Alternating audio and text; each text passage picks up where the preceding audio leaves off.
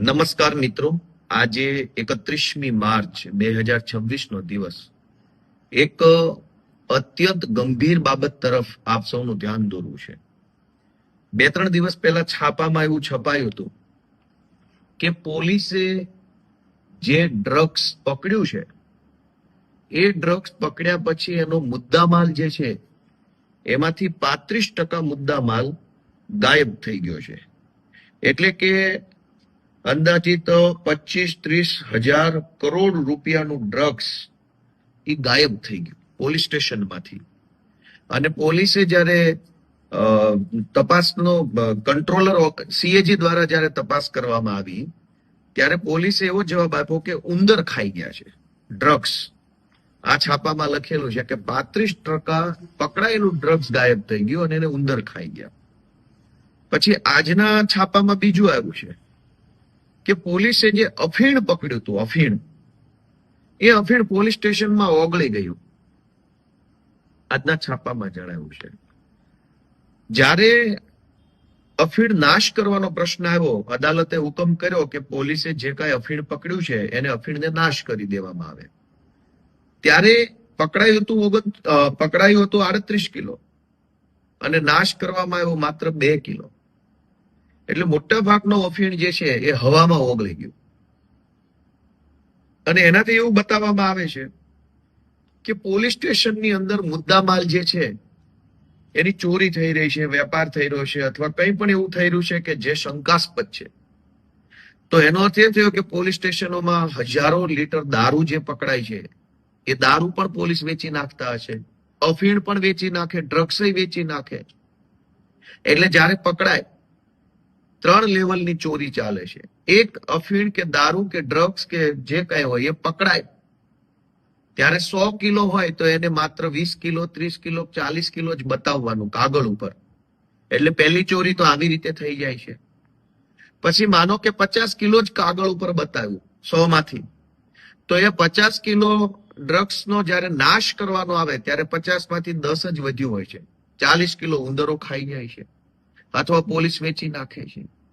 અને આ ત્રીજી ચોરી કે આ જ્યારે કેસ થતા હોય છે ત્યારે આરોપીઓને બચાવવા માટે, નવા નામ નહીં ખોલવા માટે, નહીં મારવા માટે, રિમાન્ડ નહીં માંગવા માટે પૈસા માંગવામાં આવે છે. એટલે આ દારૂ, ડ્રગ્સ, અફીણ, ગાંજો આવા પ્રકારના ગંભીર ગુનાઓમાં સતત ચોરી થઈ રહી છે. હવે પોલીસ સ્ટેશનેથી ડ્રગ્સ જો ઉંદર ખાઈ જાય તો માત્ર ડ્રગ્સ પૂરતું નથી, પોલીસ સ્ટેશને પડેલી ગાડીઓના ટાયર પણ ઉંદર ખાઈ જાય છે. સારી મોંઘી ગાડીઓના સીટના કવર પણ ઉંદર ખાઈ જાય છે. ઉંદર ખાઈ જાય છે એનો અર્થ એવો થયો કે વેચાઈ જાય છે ટૂંકમાં. પણ આપણે એવું ના જાહેરમાં બોલાય ઉંદર ખાઈ જાય છે, કેમ કે ગૃહમંત્રી બહુ કડક સ્વભાવના છે, અત્યંત સ્વભાવ એમનો કડક છે. અને આપણા ગૃહમંત્રી કોઈ ગુનેગારને ક્યારેય છોડવામાં માનતા નથી. એટલે આપણે એવું ન કહેવાય કે ચોરી થઈ જાય છે અને પોલીસ વેચી નાખે છે. આપણે એમ કેવું છે ઉંદર ખાઈ જાય છે, 2 પગવાળા કાઉન્સમાં, જેથી કરીને ગૃહમંત્રીનું થોડુંક માન સચવાય. અનેક વાહનો જે પોલીસ સ્ટેશને પડ્યા છે એના કાચ, એની સીટો, એના કવર, એના સ્ટેરિંગ વ્હીલ, એના ટ્યુબ, ટાયર, એન્જિનના મહત્વના પાર્ટ્સ પણ ઉંદર ખાઈ જાય છે. પોલીસ સ્ટેશનોમાં રહેલા અનેક મોબાઈલો પણ ઉંદર ખાઈ જાય છે. આપણે એમ ન કહેવાય કે વેચાઈ જાય છે, ચોરી થઈ જાય છે, ઉંદર ખાઈ જાય છે એમ બોલવાનું. ડ્રગ્સ ઉંદર ખાઈ જાય, દારૂ ઉંદર ખાઈ જાય, અફીણ હવામાં ઓગળી ગયું.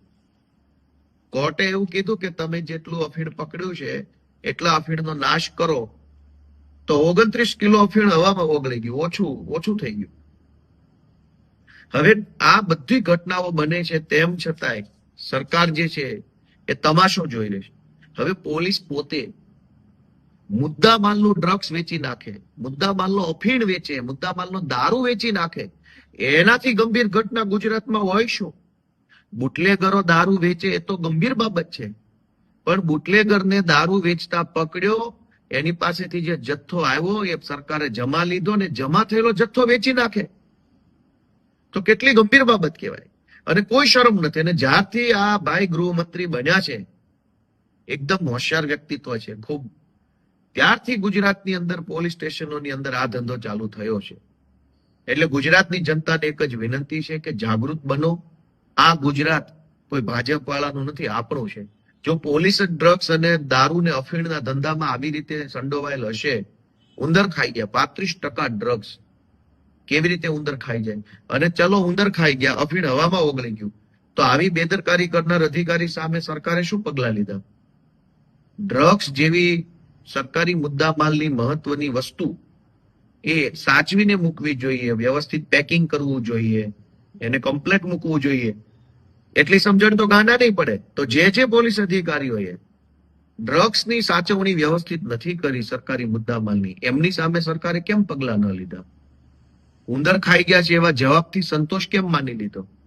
તમે ગોપાલભાઈને કંઈક વસ્તુ સાચવવા આપો અને પાછી લેવા જાઓ, ત્યારે ગોપાલભાઈ એવું કહે કે ઉંદર ખાઈ ગયા, તો તમે શું કરો?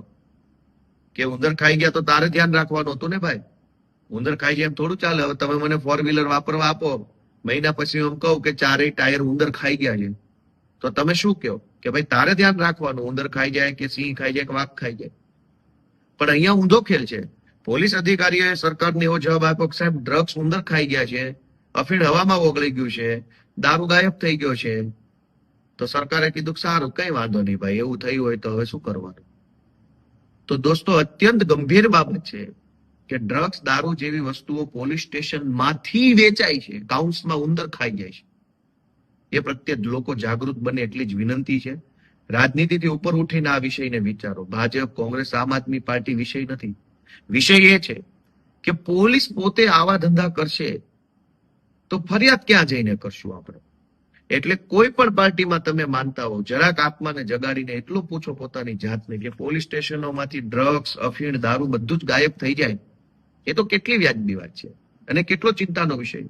અને ગૃહમંત્રી આટલા કડક સ્વભાવના છે, છતાંય આટલો દારૂ ને આટલું ડ્રગ્સ, 35% ડ્રગ્સ ગાયબ થઈ ગયું. જો ગૃહમંત્રી કડક ન હોત તો શું થાત? એ પણ વિચારવાનો પ્રશ્ન છે. જય હિન્દ.